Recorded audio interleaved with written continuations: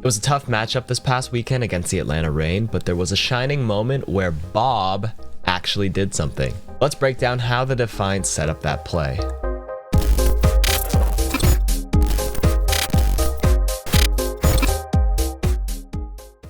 First, let's begin by watching the original broadcast. Buy as much time as possible as now only 24 seconds does remain. Nevix has the Flux. No defensive ultimate available for Atlanta. However, they have got the Immortality field available.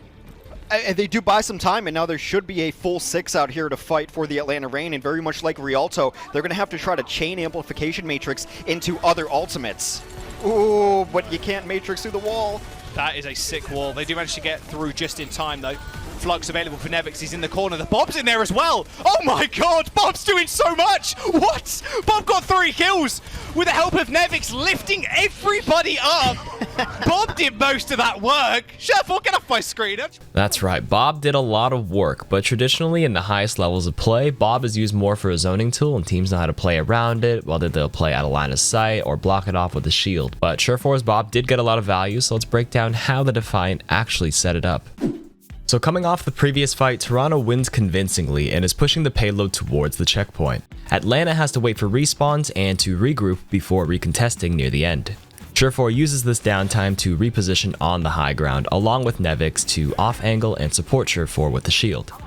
Surefour is only at 89% to B.O.B, so he needs to hit a dynamite to secure the last few percentages. Numlocked is pushing the payload, and his job will be to hold his ground with the shield to draw attention from any Atlanta members who come out from this door. Zik is playing here as well, to be ready to wall off any of the doors in hopes of isolating some Atlanta players. Cruz is repositioning on top of the jail here, so Edison on Tracer can't reach him, and Kareev died in the previous fight and is making his way back. Edison comes out on the Tracer to harass Toronto on the payload, along with Hawk out the close door here, to draw attention away from the Toronto members to give space for B.O.B, Gator, Masa, and Dogman to come out on the opposite door, and to use their Amp Matrix combo. However, the moment that happens, Zik gets a great initial wall to separate Gator and B.O.B. B.O.B is forced to get the Mega Health Pack since he's already out, and he tries to sneak up the elevator. Gator realizes both the supports are caught behind the wall, so he fortifies, turns, and tries to break down part of the ice wall. Masa and Dogman make it through eventually, and Atlanta tries to make a play with the Amp Matrix with the Immortality field down to support them. However, Surefour does get a dynamite in position to explode along with a few shots to secure the last percentage needed for B.O.B, and Nevix goes for a Gravitic Flux.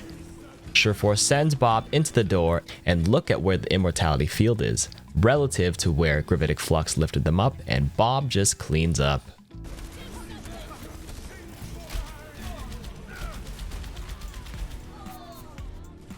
B.O.B tries to sneak up the elevator to put a few shots into B.O.B, and Surefour heard this, walks over to the left, and kills him as well for a quadra kill. The rest of Toronto only had to deal with 2 players in which Zik gets a clean shot on Edison, and Kareev finishes off Hawk to help secure the payload towards the 3rd phase. The biggest takeaway from this breakdown is to show you the power of using the downtime between fights to reposition and show how teams execute split positioning without, defaulting to the usual everybody group up as 6 strategy you see so commonly in your ranked games. And that's all for this week. Be sure to subscribe to the channel up here and watch the other episodes of the series down here.